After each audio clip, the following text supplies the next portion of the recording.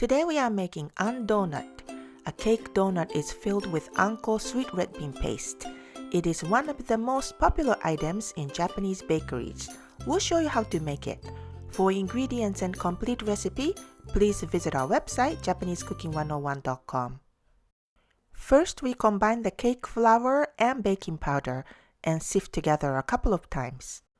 Make Anko bean paste into 10 tablespoon size balls. We are making 10 donuts.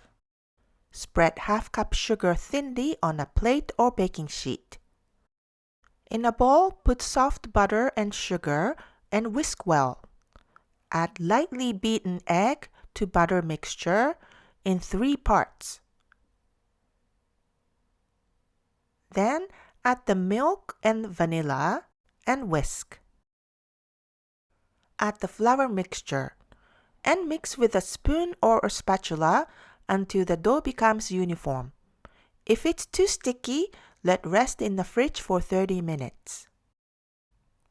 Transfer to a work surface and divide the dough into 10 pieces and form balls. Flatten the dough into 3-inch rounds, making the center thicker and the edges thinner.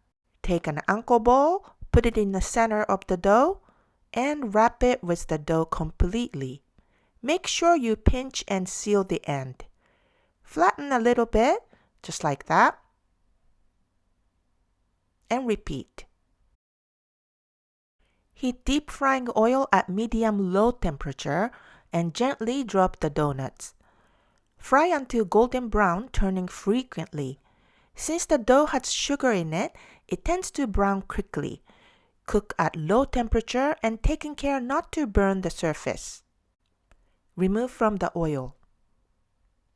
While donuts are still hot, coat with granulated sugar. And donuts are best eaten when hot and fresh, so have everything ready and deep fry the donuts just before serving.